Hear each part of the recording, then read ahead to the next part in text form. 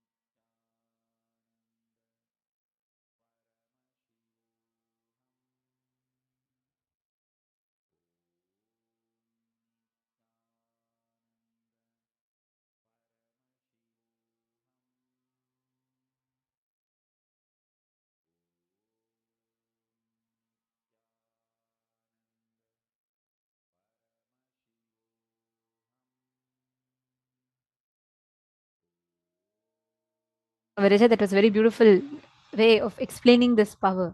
Because synesthesia, like Swamiji was revealing to us in this session, is your ability to process simultaneously, spontaneously, synergetically, synesthetically through all your five senses.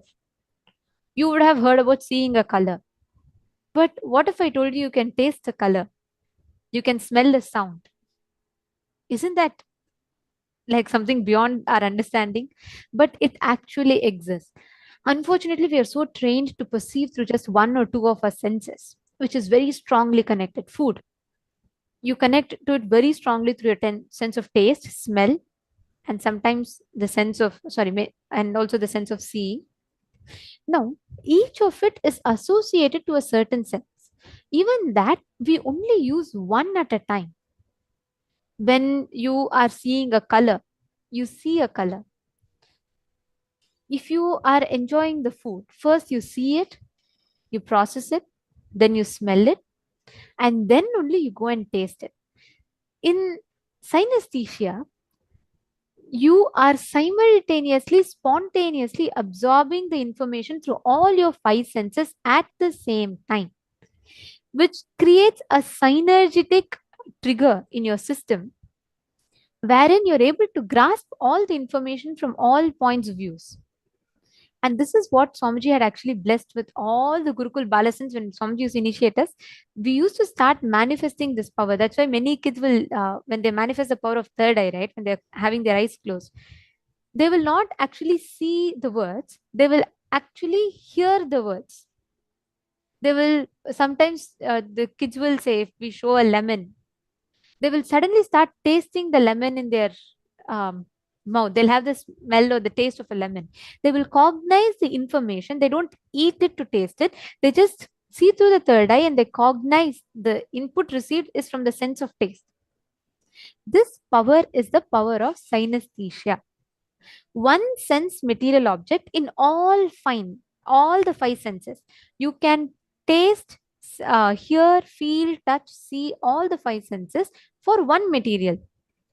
Same way, like how you do creation, sustenance, rejuvenation, pulling out of delusion and liberation. Same way, you can taste rejuvenation and liberation, delusion and liberation. All the five happen simultaneously, spontaneously, synergetically, synesthetically. That is the power that all of us are going to be manifesting. Can I request all of you to post yes in the chat if you all have understood this clearly? Okay. Now, this is a power that all of us are going to be entering into to manifest now. And what we are going to be doing like is we are going to be showing all of you certain image. It's not going to be a full picture. It could even be a microscopic image of a certain object. You're going to be perceiving the information about that object, about that particular material through all your five senses, and you're going to be describing it. Ready? Shall we all start? All right. So let's enter into the round one. Your time starts now. Chant the Mahavakya through all your five senses. Try tasting it, try hearing it, try smelling it. In all the five, through all the five senses, try perceiving this. Chant the Mahavakya, you will suddenly see, it will be like all your senses will be performing at its peak. Suddenly, you will see all your senses will get triggered. It will start absorbing and processing the information.